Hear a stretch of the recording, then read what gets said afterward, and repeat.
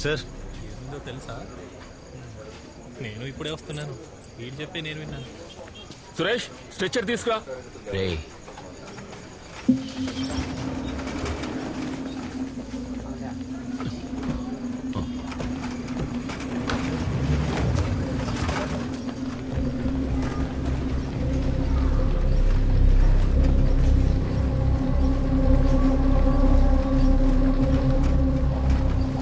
Accident కేసా? అవును, sister monitor on చేయండి. Okay sir. మావంటే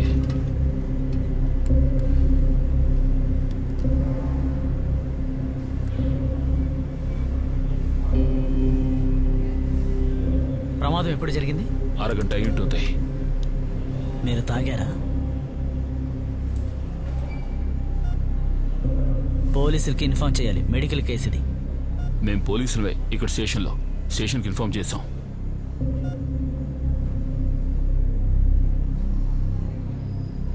అయితే ఇతని బంధువులకి ఇన్ఫార్మ్ చేయండి. పేషెంట్ చనిపోయాడు.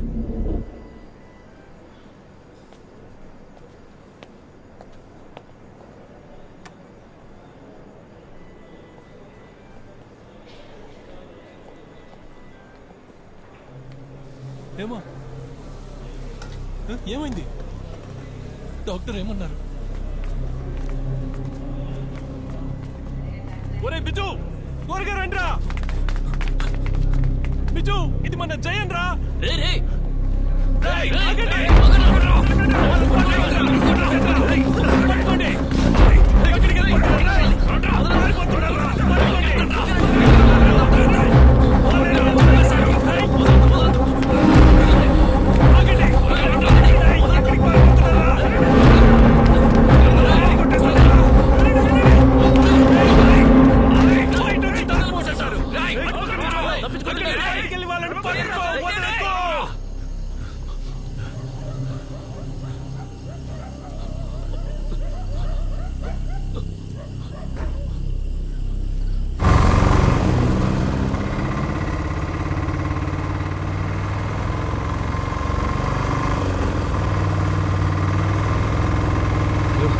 సార్ ప్రవీణ్. చెప్పు. సార్ ఒక చిన్న సమస్య. ఏమిటా సమస్య? సార్ మీరు స్టేషన్లో ఉన్నారు? మేము అక్కడికి వస్తున్నాం సార్. నేను స్టేషన్లోనే ఉన్నాను. నువ్వు స్టేషన్కి వచ్చాయి. సరే సార్.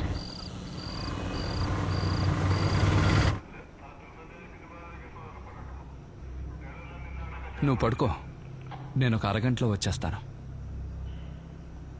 సార్ మేము తీసుకెళ్ళేప్పుడు ప్రాణాలతోనే ఉన్నాడు. అదంతా నాకు తెలుసు, ఇంకెవరైనా నమ్ముతారా?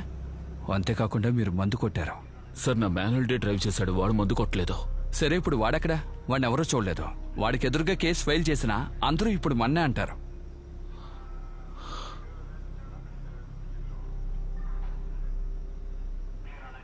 మీరు టెన్షన్ అవ్వకండి, ఏం చేయాలో ఆలోచిద్దాం. సార్ సార్ అవును సార్, వాళ్ళు ముగ్గురు ఉన్నారు సార్. బండి నడిపింది వాళ్ళు కాదు సార్. సార్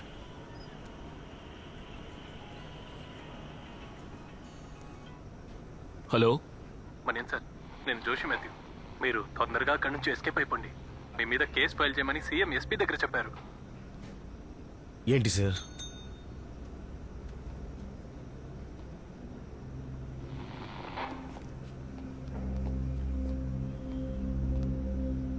హలో మనీన్ సార్, నేను జోషి మాథ్యూ. మీరు తొందరగా అక్కడి నుంచి ఎస్కేప్ అయిపోండి. మీ మీద కేసు ఫైల్ చేయమని సీఎం ఎస్పీ దగ్గర చెప్పారు.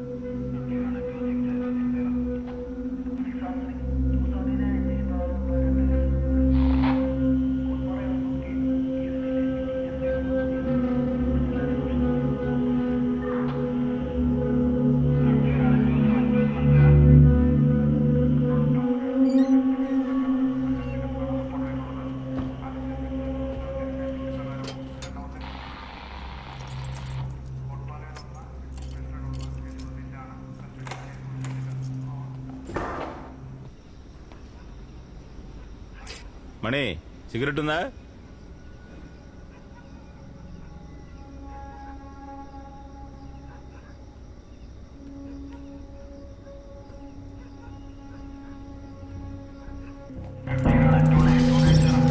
లైటర్ ఉందా?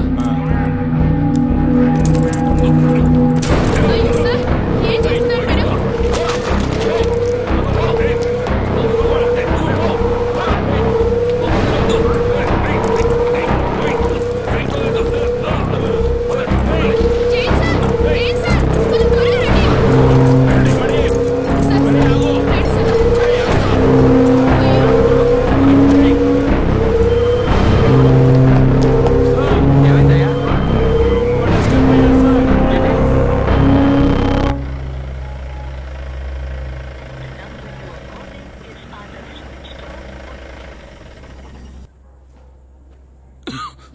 రాలేదే?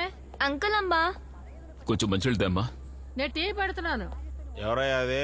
నేనే ఇక్కడ పక్క వీధికి వచ్చాను డ్యూటీ మీద. ఏమైంది? మీ అమ్మాయి డాన్స్ అయిపోయిందా? రేపు వాడి పోటీ జరుగుతుంది త్రిశూల్లోనే కదా. ఆ, వాడు పొద్దున్న ఎక్కడికి వెళ్ళాడు? నిన్న నీతో వచ్చాడు కదా, ఈవేళ బ్యాగ్ తీసుకుని వెళ్ళిపోయాడు. ఏమైందిరా? ఏంట్రా, ఏదైనా సమస్య ఏంటి?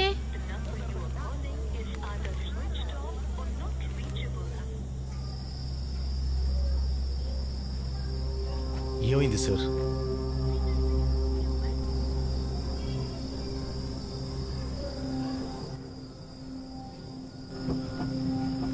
ప్రవీణ్ ఇంజిన్ స్టార్ట్ చేయి. స్టార్ట్ చేయి.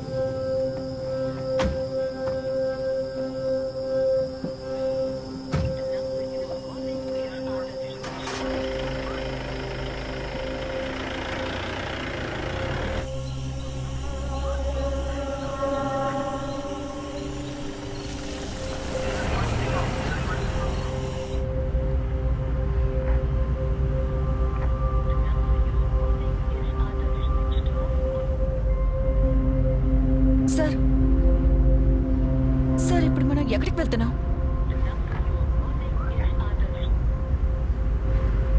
సార్ రాహుల్ మాత్రం దొరకకపోతే మనందరం ఇరుక్కుంటాం సార్.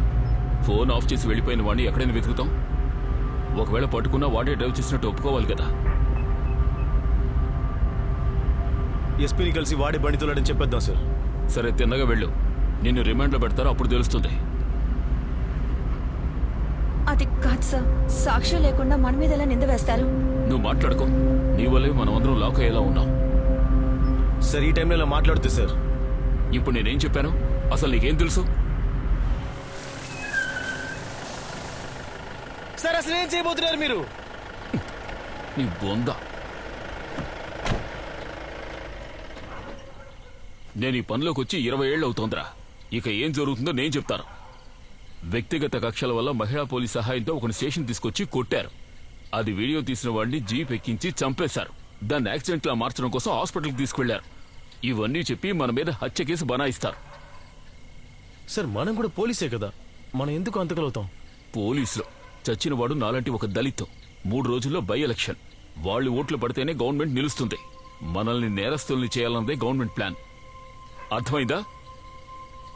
సార్ నన్ను మీరు ఇంట్లో వదిలేయండి. ఎలక్షన్ పూర్తయ్యే వరకు ఎవరికి దొరకకూడదు. ఆ తర్వాత హైకోర్టుకి వెళ్లి మన మీద వ్యతిరేకంగా బనాయించిన కేసుని ప్రూవ్ చేద్దాం. సిబిఐ ఎంక్వైరీ జరిగితే మనం తప్పించుకుంటాం, లేదంటే నేరస్తులమే.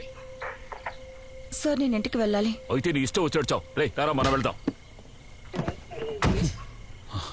స్టేషన్ లిమిట్ లో ఎన్ని మొబైల్ పెట్రోలింగ్? వెంటనే ఏమిటి? అన్ని చోట్లకి బండి స్టార్ట్ చేయి. వెతకండి. ఆలస్యం చేయొద్దు. Over over. త్వరగా వెళ్ళండి.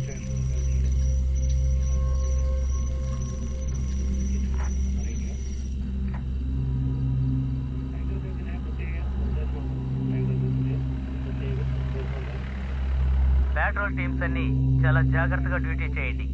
ఎక్కడ ఎవరిని వదిలిపెట్టద్దు. అనుమానం వస్తే కనిపెట్టండి.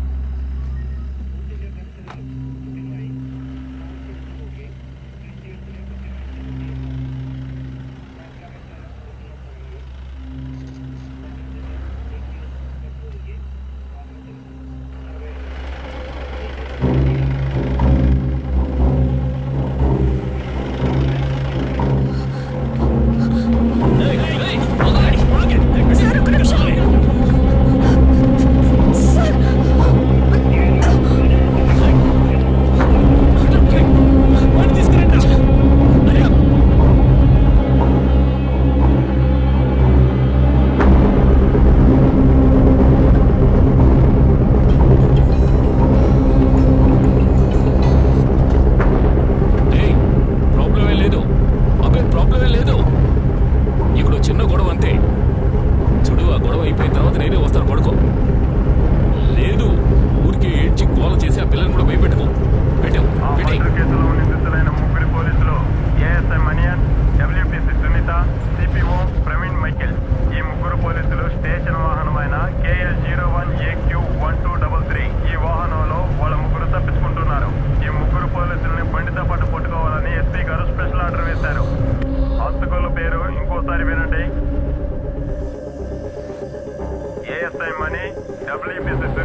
CPO Praveen Michael. వీళ్ళ ముగ్గురు స్టేషన్ వాహనంలో తప్పించుకుంటున్నట్టు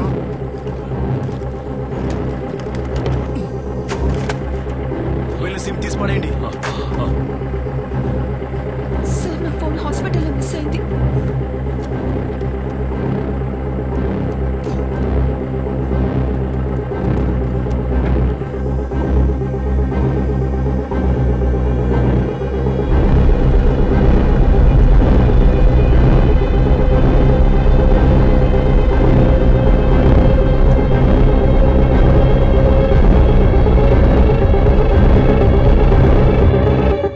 పోలీసు వాళ్లే నేరం చేసినట్టుగా నిర్ధారణ అయింది. వాళ్లకు వ్యతిరేకంగా హత్య కేసును ఛార్జ్ చేశారు. ఆ బాధితుల కుటుంబాలకి ప్రభుత్వం అండగా ఉంటుంది. ఎలక్షన్ రూల్స్ అమలులో ఉన్నందువల్ల ఇంతకు మించి నేనేమి చెప్పలేకపోతున్నాను. తర్వాత లోకల్ పోలీసుల సహాయం వల్లే నేరస్తులు తప్పించుకున్నందువల్ల ఈ కేసును క్రైమ్ బ్రాంచ్కి అప్పగిస్తున్నాం.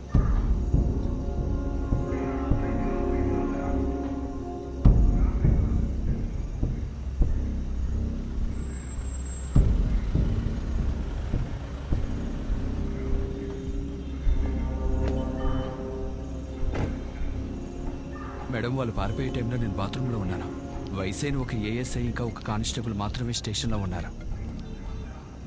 సి వెళ్ళింది పోలీస్ వాళ్ళు ఫోన్ ని స్విచ్ ఆన్ చేసే వరకు వెయిట్ చేయకుండా తీసుకువెళ్ళిన స్టేషన్ మొబైల్ ని లొకేట్ చేయండి. అది వాళ్ళు అక్కడే ఎక్కడో పడేసి ఉంటారు. తర్వాత వెహికల్ దొరకగానే పక్కన టవర్ డంప్ చేసి ఫుల్ డీటెయిల్స్ పంపించండి. అర్థమైందా? ఓకే మేడం, ఇంతగా ఆ బండి నడిపింది వాళ్ళు కాదు. మరెందుకు 302 వేశారు? ఎస్పీఏ చెప్పారు.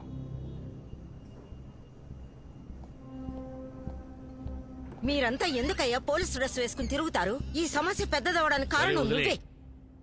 రేపు ఉదయం బిషప్ని కలవాలి కదా. అవును. నువ్వు బయలుదేరు. నువ్వు ఒక 6 నెలల పాటు లీవ్లో వెళ్ళిపో.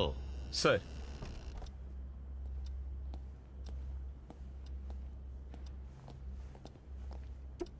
సార్, ఆ ముగ్గురు పోలీసులు స్టేషన్ నుంచి ఎస్కేప్ అవడానికి కారణం ఏఎస్ఐ మణి ఫోన్కి వచ్చిన ఒక కాలే. ఆ కాల్ చేసింది వన్ మిస్టర్ జోషి మాథ్యూ. ఒక బిహారీ ఫోన్ నుంచే కాల్ చేశారు. జోషి మాథ్యూ సార్, మీ party youth wing president sir. ఎందుకు? Could be personal or political. మనం క్వశ్చన్ చేస్తేనే తెలుస్తుంది. అతని సంగతి నేను చూసుకుంటాను. ఇది ఎవ్వరికీ తెలియకూడదు, ముఖ్యంగా మీడియాకు. తప్పించుకున్న వాళ్ళని పట్టుకునే ప్రయత్నం చేయి. అర్థమైందా? సార్,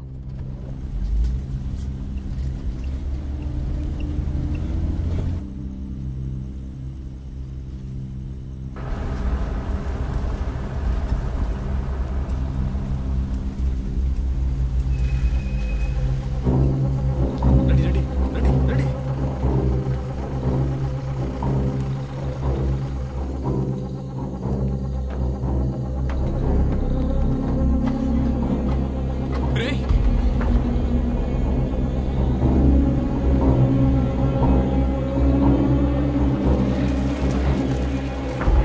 ఏంటయ్యా నడి రోడ్లో బండి ఆపావు?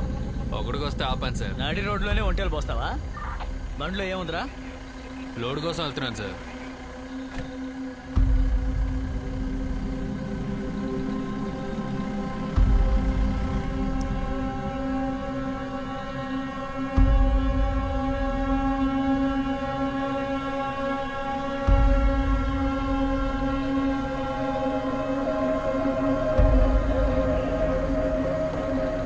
బండి త్వరగా పోనీ.